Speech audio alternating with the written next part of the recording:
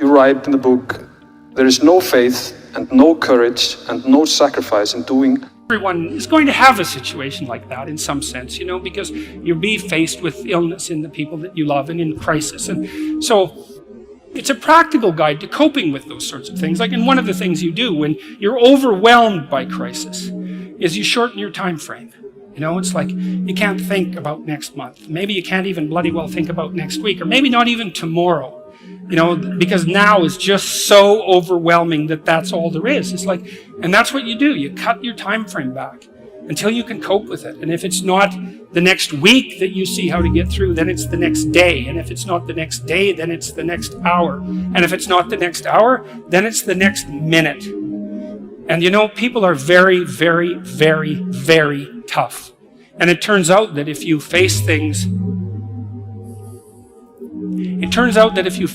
that you can put up with a lot more than you think you can put up with, and you can do it without becoming corrupted.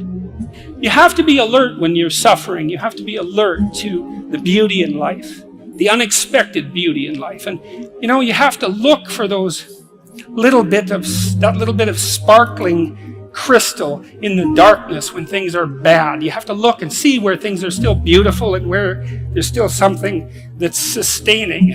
And, you narrow your time frame and you be grateful for what you have, and that can get you through some very dark times.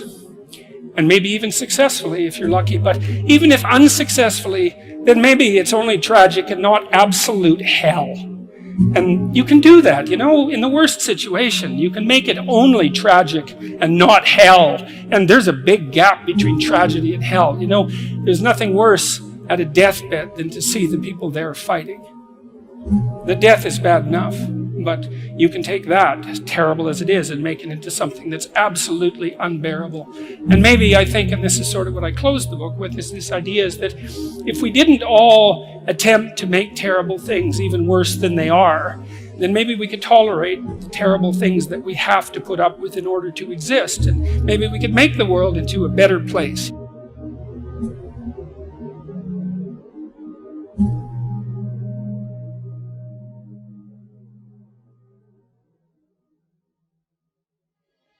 It's a constant storm to try to figure out what you're about, and you change. At 26, you're all about the hustle, you're gonna be a billionaire, this and that, and then you go to the bar one night and you fall in love. And it changes what you care about, right? And then you have a child, and then this happens, and then that happens. Things change. You just have to always consistently try to figure out what's driving you, and not because other people are watching, and not because that's what your dad wants, and not because that's what you said was gonna happen, and it doesn't look like it, and your family's gonna judge you. You just have to be as real with yourself as possible, and that is a very difficult struggle, but when you're not, you create enormous vulnerability and unhappiness. Truthful conversations redeem people. Because if you come to a clinical psychologist whose worth is salt, you have a truthful conversation. The conversation is, well, here's what's wrong with my life, and here's what caused it. Maybe it takes a year to have that conversation, and here's how it might be fixed. Here's what a beneficial future might look like. And so it's a completely honest conversation if it's working well. And all that's happening in the conversation is that the two people involved are trying to make things better. That's the goal. Let's see if we can have a conversation that will make things better. I think one of the factors in the resistance to these ideas of discipline and of taking responsibility for yourself is people recognizing that they're not doing that in their own lives, and they get upset, and instead of looking internally, they try to attack the thing that's upsetting them. They attack your message. They attack the philosophy behind it, rather than look internally and objectively and having some sort of introspective point of view where you go, okay, am I reacting to this because this resonates? Like I'm missing this aspect of my life? Does this diminish me? Or is this guy pointing something out that I can benefit from? Very few people are willing to do that. Very few people are willing to take that critical moment to look at their own behavior and look at their own thought process and wonder if the actual adverse reaction they have to this person's message is because they know that they're wrong. Start the process of becoming much more honest with yourself. It will help you make much better decisions, and it will help you in the long run. It may not taste as fun or as glamorous in the short term, but it will put you in a much better position. Stop doing the things that you know are wrong that you could stop doing. Right? So it's a fairly limited attempt. First of all, we're not going to say that you know what the good is or what the truth is in any ultimate sense. But we will presume that there are things that you're doing that for one reason or another you know are not in your best interests. There's something about them that you just know you should stop.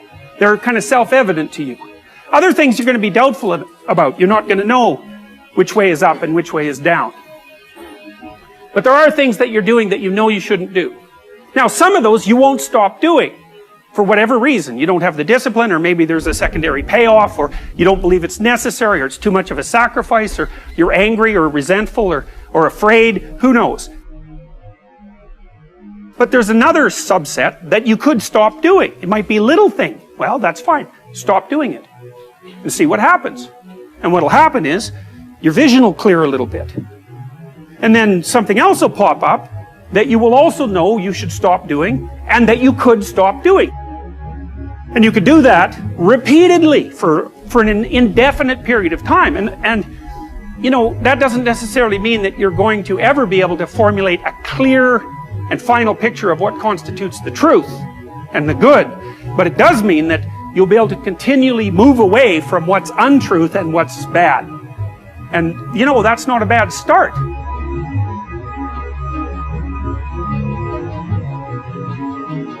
Discipline, it does start with waking up early. It really does. But that is just the beginning. Discipline is the root of all good qualities.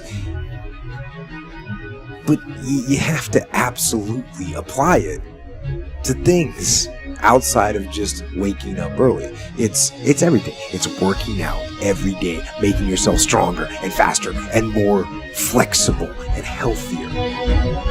It's about disciplining your emotions so you can make good decisions. It's about doing the tasks that you don't necessarily want to do, but that you know will help you. And that's what discipline is. Discipline means taking the hard road, the uphill road, to do what's right.